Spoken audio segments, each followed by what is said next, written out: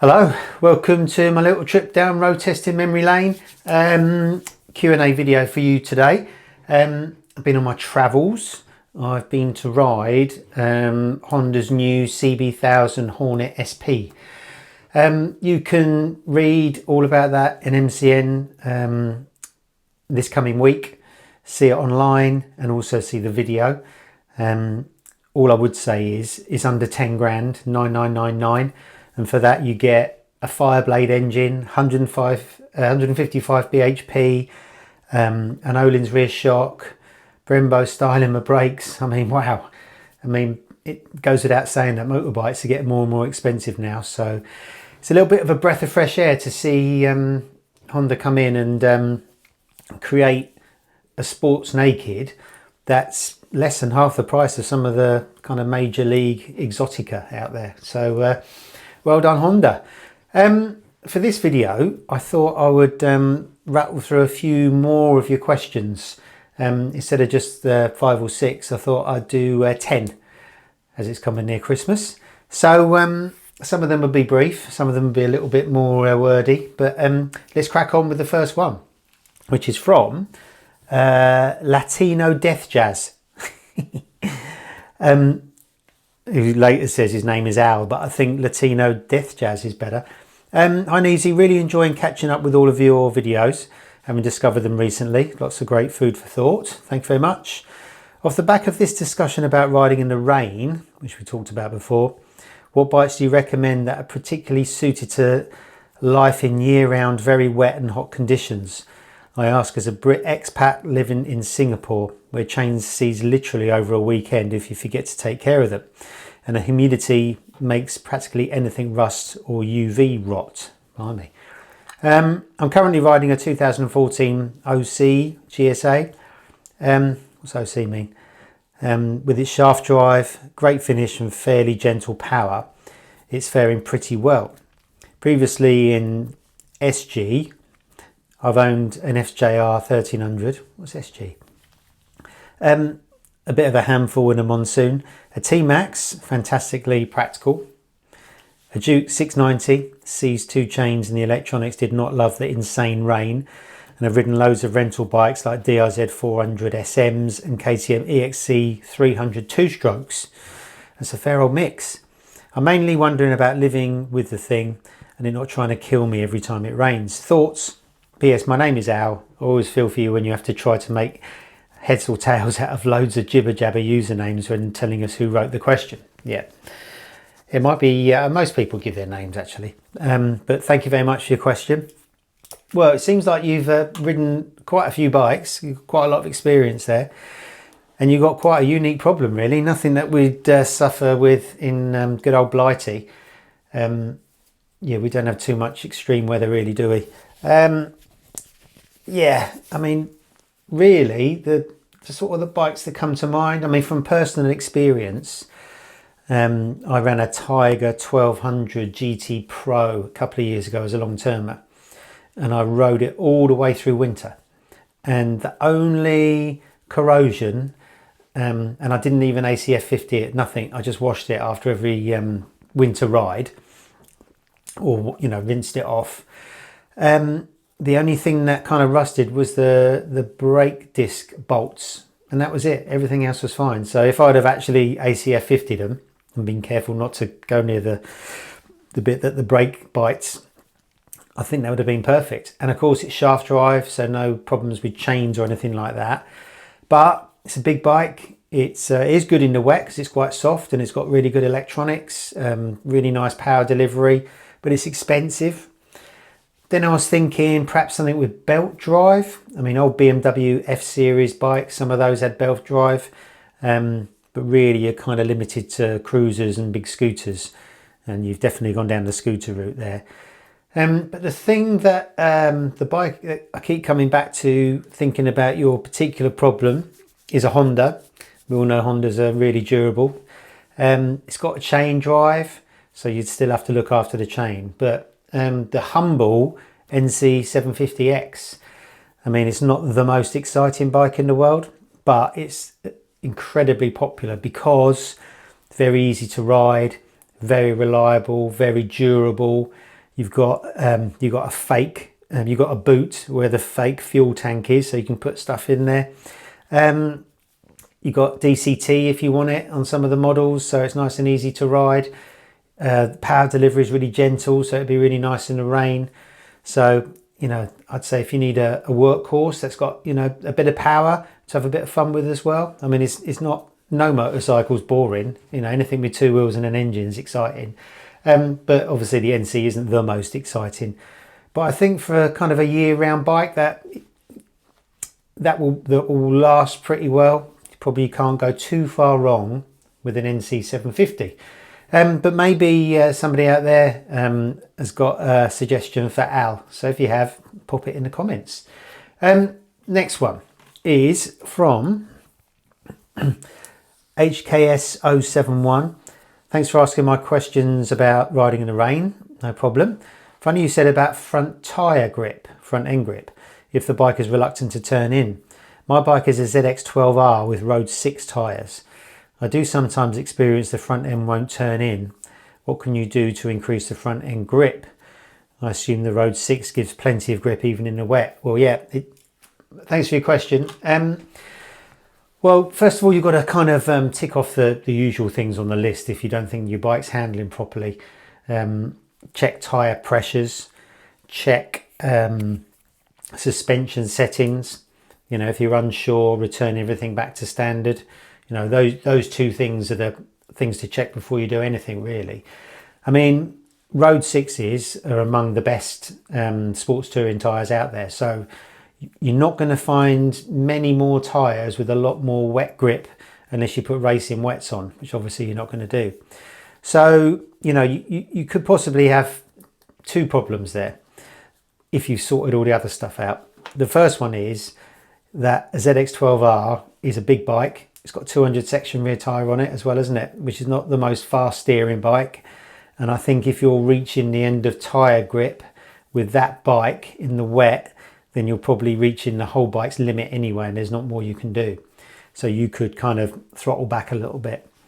The other thing is, which is such a kind of an open-ended question or observation, is riding technique. You know, if you've got a certain riding technique that leans on the front quite a lot, then you're not going to, you know, the bike's going to be hard to turn and it's not going to feel very confidence inspiring when you go through corners in the wet. But if you've got more of a kind of almost like a rear wheel technique where you're not leaning on the front very often, then it's going to feel fine. So like I said before, in the wet, I generally take more kind of V-shaped lines and don't lean on the front for too long, because the longer you're leaning on the front, the more exposed to danger you are. And it does make a big difference. I mean, I remember reading, I think it might have been the Kenny Roberts road racing book, or maybe an interview with Wayne Rainey. When Wayne Rainey came to Europe before 500s, he came to Europe on a 250 just for a season, and then went back to America again and raced superbikes. Incidentally, who said superbike riders don't make good Grand Prix riders? Because Rainey and Schwantz and Lawson and Doohan and everyone really was an ex-superbike rider. Probably not today. They worked their way through Moto 3 and 2, etc. But Rainey was saying that his teammate, who might have been Carlos Lovardo, just from memory, would absolutely knacker out his front tyres halfway through the race. He would start fast and end up going really slow because he'd lean on his front tyre a lot. And Rainey used to ride with the rear because he's a flat tracker. And Rainey's rear tyre would come in absolutely scrubbed at the end of the race, but he could control it. And his front tyre was absolutely perfect. Whereas Carlos Lovardo's, if that was him, was the other way around. So riding technique, I'm not saying ride like Rainey, riding techniques makes a lot of difference to the amount of grip your bike has and the amount of confidence you feel from it. But yeah, I would, you know, the simple answer is if you're feeling a lack of grip at the front, just slow down, especially in the wet. It's not worth pushing it, is it? So great question. Thank you very much. Next is from Alan Davis, 3726. Hi Neesy, what's your thoughts on fuel stabiliser for winter bike storage? My tank is brimmed, bike clean and treated with anti-corrosion and up on paddock stands. Do you recommend fuel stabiliser Some 2009 Repsol Fireblade. Thanks for all your videos. No problem. Thanks for your question. Well, your bike sounds all nice and cozy in the garage, all ready for its hibernation. The honest answer is I haven't really got any experience with fuel stabiliser. I mean, generally, it's only this year I've had my own bikes, apart from racing bikes where we just drain the tank, we take the water out and everything. The bikes just sit there dry over the winter. You know, especially as they don't run coolant, there's always a risk of the water freezing and cracking the engine. This year, I've got bikes that I'm going to run through the winter, or I've got my T-Max I run through the winter, so that, you know, that keeps on going. And my GSX-R, I've just elected to do the same as you. I've put it up on paddock stands, put ACF 50 on it, but I start it every week and just, you know, run it up to temperature just so it's always kind of active. And I don't know if that's the right thing to do, so maybe somebody out there could say if I'm doing the right thing or not. As for fuel stabiliser, well, what I would do is aim you towards, and I'll put a link in the description, a video that MCN did during lockdown by Martin Fitzgibbons, Mufka, the legend that he is. And he talks all about winterizing your bike, and he talks all about fuel stabilizers and all the rest of it. So if you want the proper lowdown by somebody who's got half a brain, unlike me, then go and check out his video. It's one of the videos we did during lockdown when we were all suddenly put up on blocks, and I did a load of homemade videos from my bedroom, and Mike Armitage did some cool videos of how to move your bike around the garage, and Martin did how to winterize your bike. So check that out and let me know how you get on. Next is from HHX Legacy. Hi Neves, a more career related question. With your experience as a motorcycle journalist, have you ever considered making a switch to PR for any bike manufacturer? Oh, good question. We deal with a lot of PR people in bike manufacturers. Our office deals with PR people to book press bikes, dealing with them a lot. Our news team deals with PR people to get information about new bikes and other features. And I deal with them really when it comes to launch time. So, you know, organising a new bike launch, and generally there'll be PR people that will launch when we're there. They're all really, really nice people. I get on with them really well. You know, most of them ride, some don't, and some haven't got that kind of deep knowledge that you need, but it's fine. And I guess the PR person's job, PR people generally either work directly for a manufacturer or an agency that works with a manufacturer, and it's their job to put that manufacturer's motorcycle, get it out there in the public, obviously, and put it in the best possible light. And you know, they do a really good job of that. You know, back when I started at MCN, it was just, they were just doing that for print media, but now it's kind of exploded into videos and Instagrammers and YouTubers and influencers and all that kind of stuff. So, you know, I think there's a pretty good job because they're generally paid by manufacturers or through via an agency. It's probably a better paid job than being a journalist, but obviously they don't get to have the fun that we have riding the bikes as much. Whether I would go and work for one, well, never say never, but I think I would find it very difficult at first. I know a lot of journalists have gone to PR companies and done a really good job because they've got a deep understanding of what a journalist needs. But a journalist is hardwired really to ignore PR people when it comes to reviewing a bike. So a PR person or manufacturer, when it comes to a new bike, would generally create a narrative of what this bike is and who it's for and what it's good at. They'll even create slogans for the bikes, you know, going back to Pirelli, like power's nothing without control, or, you know, KTM's the beast or the scalpel. All of these terms and sayings and you know, all that kind of stuff are created by people sitting around a table in a room, you know, trying to decide how best to advertise their bike. That stuff doesn't come from the engineers. So you've got to cut through that as a journalist. So if a PR person has managed to get a journalist to include all of those buzzwords in his copy or her copy, and even kind of copied the narrative, you know that the PR person's won, and the journalist hasn't really put what he's been told to do to one side. So yeah, it's our job to make our own opinions rather than be swayed by PR people. And it's kind of almost a bit of a tug of war when it comes to reviewers and manufacturers. It's almost a game, but obviously it's a serious game because they want to sell motorcycles at the end of the day. So I think that to unhardwire myself to not be in that position, like a PR person's position, might be difficult, but obviously not impossible. And who knows? Like I've always said, when the dream ends, there's I want to keep on doing something involved with motorcycles, and yeah, maybe PR could be it, but not right now. But I really respect what the PR people do and like them and think they do a fantastic job. So thanks very much for the question. Next is from Adrian NG986. Hi Neezy, I've been following your channel for quite some time now and noticed you either liked or loved almost every bike you tested, long term or short.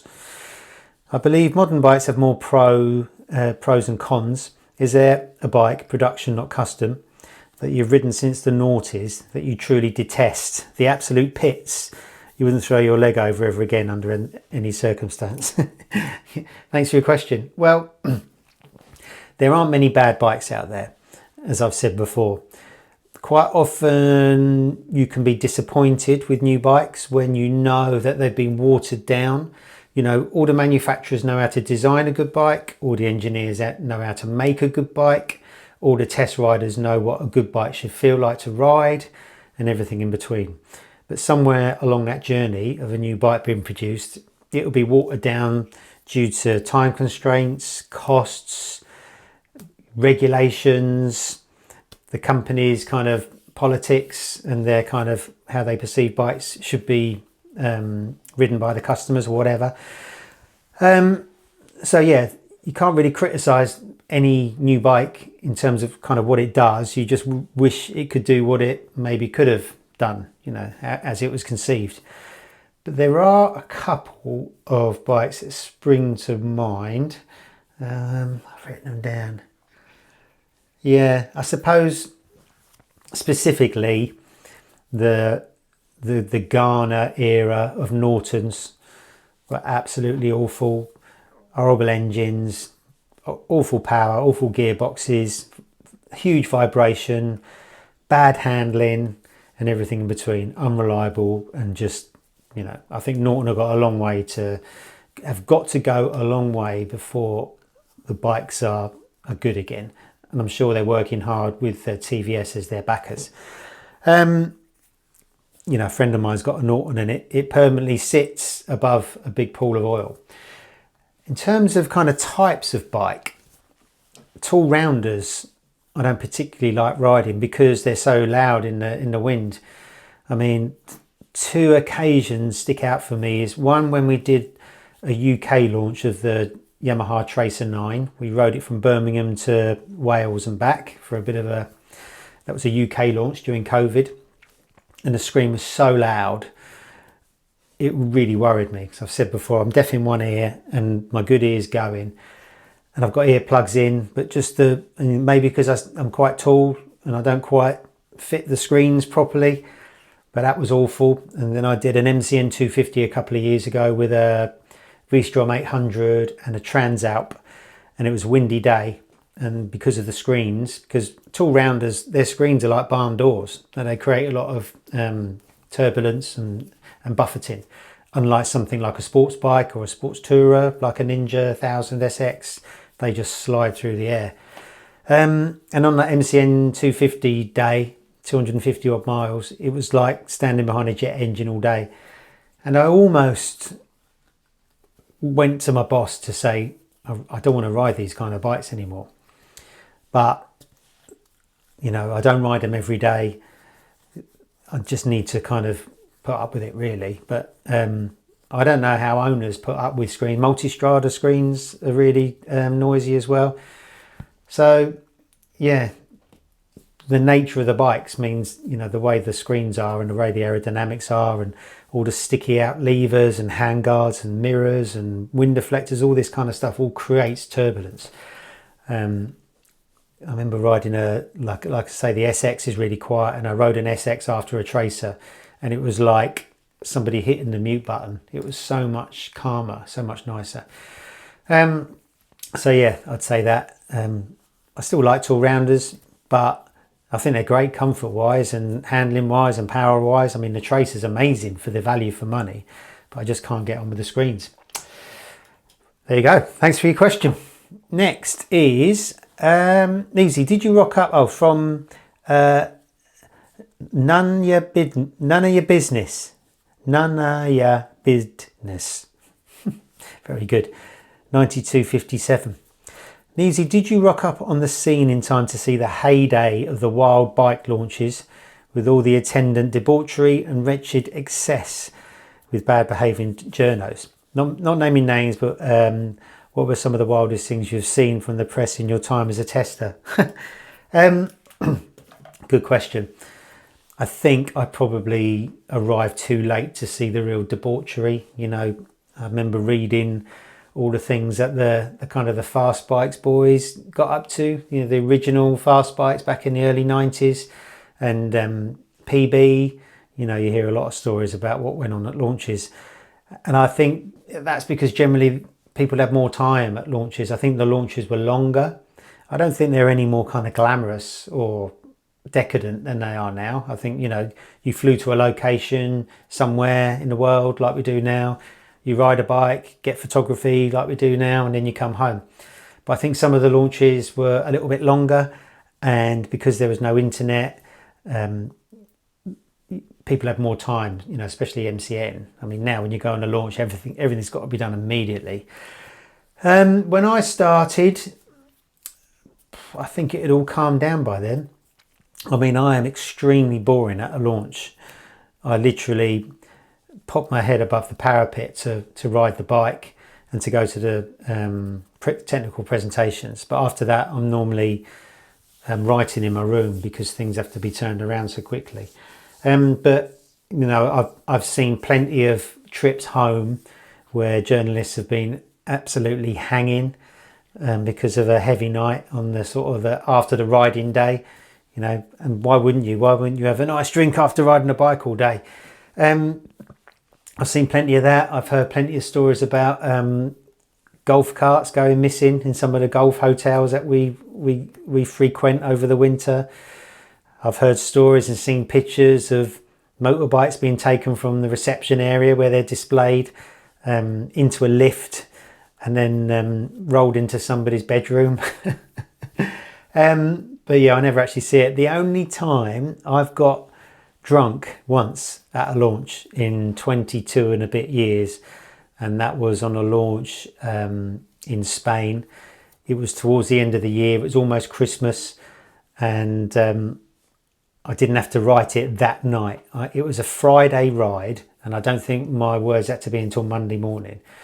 So I decided to have a drink with everyone else, and I actually got quite tiddly, and it was amazing fun. I wish every launch was like that for me, because that's the launch that people think I have all the time. You know, when people say to me, it must be great to fly around the world and, you know, be fed and watered and ride nice bikes and all the rest of it. And it was a good day. We rode around the track, and then I had a load of fun with a lot of colleagues that evening. The next morning I had to write my test, and it's the first test I've ever written with a raging hangover and probably a little bit drunk as well. And it actually came out all right. I was quite pleased with the way it looked, which perhaps I should do that more often. I didn't actually fly home from that. I rode back. It was in southern Spain. It was part of another feature that we were doing, and we stopped off at this launch along the way, did the launch, and then I carried on riding. So yeah, I think that was probably my most fun launch, actually, thinking about it. So thanks for reminding me. Thank you very much. Right, next. This is from Superbike Steve. Hi Nevesy, what would be the perfect money no option 5-bike garage? Love these Q&A videos. Right, thanks for asking. Let me see. GSX-R 750, which I'd use for little evening rides and track days. I've got one of those, so I'm lucky there. Yamaha T-Max. I love T-Maxes, as everybody knows. I've got one of those now, so I've got 2 bikes in my dream garage. Fantic Caballero 500. I just think they're... I love the look of them. I love the style. I love the sound of them. They're fantastic wheelie bikes. They're really well made. They're cheap. They don't pretend to be anything they're not. They've got a great name and heritage and tank badge. So I really love those. My girlfriend's got one of those. So I've kind of got 3 of my dream bikes already.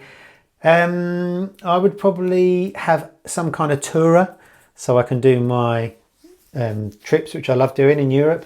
So one of the best long distance bikes I've ever ridden is that Triumph Tiger 1200 GT Pro I was telling you about earlier, which is the most comfortable bike I've ever ridden. I mean, my KTM 1390 follows shortly behind on that front, but no traditional touring bike or adventure bike or tool rounder has been as comfortable as that Triumph. So I'd probably have the Triumph in my dream garage. And then I would have Ducati AAA SP3.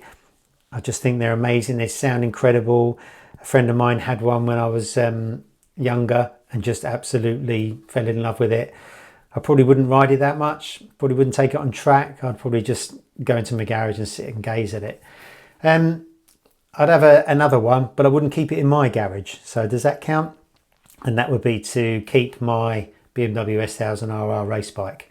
So if I can keep it in someone else's garage, it's not strictly mine, is it?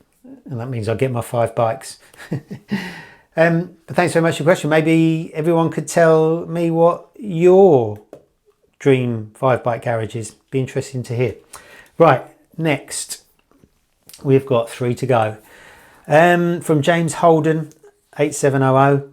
Hi Michael, love the channel. You've taught me a lot around safety coming back after 20 years, so thank you, no problem. What's the biggest tip for safe riding apart from speed, please? Well, good question. You know, there's loads and loads of things, isn't there? There is speed, there is, you know, proper bike control, you know, what to do when in a corner. There's tyres, there's all sorts. But I think it all boils down for me, and a mantra I always say in my helmet all the time when I'm riding any bike, especially at launches, more and more when I'm on track now that I'm not really racing anymore and I just want to ride safe rather than be fast. And it's something that one of our other road testers, Bruce Dunn, said to me a long time ago. And this is described in our Secrets of a Road Tester videos, which you can see on MCM, which are pretty good. Loads of kind of safe riding tips. But the mantra that it doesn't matter. So, you know, if you're riding in a group, it doesn't matter if you're not the fastest. It doesn't matter if you're not setting the fastest lap time. You know, it doesn't matter if you're not riding 15 hours a day. You know, nothing matters. All that matters on a bike is that you enjoy the experience, that you ride within your limits, that you are careful, that you look out for other traffic and just assumes everyone's out to get you. You know, it's all about you. The great thing about a motorbike is that it's a gloriously selfish pursuit, really. Even if you're riding 2 up, you've still got a crash helmet on and you're concentrating on what you're doing. And I think, you know, that takes that kind of selfishness further. You know, it doesn't matter what anyone else thinks of you when you're riding. It's just you and your bike, and it's all about enjoying your bike. And I tell myself that quite a lot when, you know, we've all got egos. I've obviously got a big one because I raced for all those years, and you want to see your name on a list above somebody else's. That's what gives you your little buzz in life. And yeah, sometimes I'm riding in a group and I want to be the fastest, or I want to get there first or whatever, and I have to keep saying, it doesn't matter. Who cares? Who cares if you're 2 minutes behind everybody? You know, it's only your own ego that's kind of knocked. No one else really gives a monkey's. So yeah, that would be it. It doesn't matter. But thanks very much for your question. Right, this is from Squeezerka. Thanks for your question. Another amazing video. Thanks a lot for all the content. Please keep it coming, no problem. A tyre question. What will be your weapon of choice to fit on a super naked that is ridden mostly on dry roads and does a track weekend once or twice a year? Would going down the sports tyre route with something like an S23 be enough to really enjoy a track scenario? As it seems like the modern crop of sports tyres are incredibly performant, or is it worth being a little bit more aggressive by choosing a sportier option like a Rosso Corsa or an RS 1011 instead? Good question. I mean, I've faced exactly that dilemma this year with my my KTM. I would say that it depends how serious you are with your track days. It depends what you want to get out of it. You know, if you just want to do lap times and be really fast, then a sports tyre, just like an S23, as good as it is, might not be enough. But if you just want to enjoy yourself and just have fun on the track, then absolutely a sports tyre like an S23 or a Pirelli Diablo Rosso 4 or a Sportec Metzeler M9 RR or any of those tyres, Michelin Power 6, they're all really, really good. They're fantastic on track. They're safe. They warm up fast. They won't cold tear. You know, they're really, really durable. You can really do a lot with those tyres, and obviously they're really good on the road as well. And they last a decent amount of time. When I rode to Spa in the summer to do a 2-day track day there,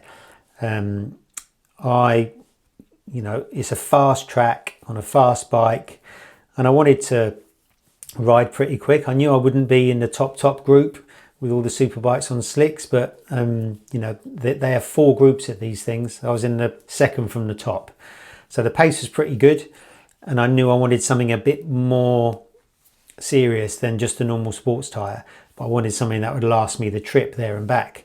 So I didn't go for the full-on track day tyre like a Super Corsa. I went for the Rosso Corsa or Rosso 4 Corsa, and it was absolutely brilliant. It lasted the trip. It was good in the wet. It did everything really. It's such an impressive tyre, but it doesn't wear as well as a sports tyre. So the edges on those tyres are really soft, and I almost wore the side of the tread away on the track at Spa because it's so fast. So yeah, if you want something with a bit of durability, that middle rung of tyres between sports and track day like a Rosso Corsa still won't be as durable as a sports tyre. So yeah, if you just want to have a bit of fun on track, definitely get a sports tyre. And the S23s are really, really good as well, especially the front tyre. It's fantastic. Right, and I think we're coming up to the final question. Short and sweet. Hello, Mr. Neves. This is from Hawk Tour. I was wondering if there's a motorcycle that would like 100% be better overall if it didn't look so damned ugly. Thanks. I think that's an easy one to answer. There is a bike which rides absolutely amazingly. It's probably one of the best wheelie bikes you can buy. It sounds incredible. It just does everything so well, but I'm sure its looks must have put a lot of people off over the years. I mean, some like it. It's a popular bike as well, but I couldn't open my garage door to it. And that's the Yamaha MT-10. All the Japanese have kind of gone down that transformer kind of style. Kawasaki's are the same. Yamahas with the MTs. Doesn't really float my boat. Even the KTM, it's not really an elegant bike. But yeah, the Yamaha. If the Yamaha, if the Yamaha looked like a street fighter, I mean, Ducati know how to produce a naked bike.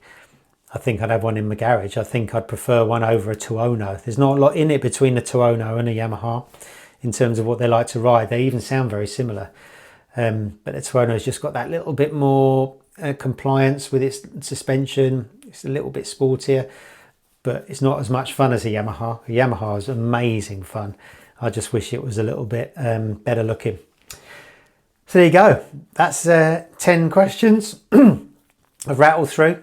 Appreciate you watching and putting up with me. Next week is going to be one of my yearly road test diary videos, where I just look back on all the things that I've been up to this year. So stay tuned for that. Thanks very much for watching this one, and I will see you soon.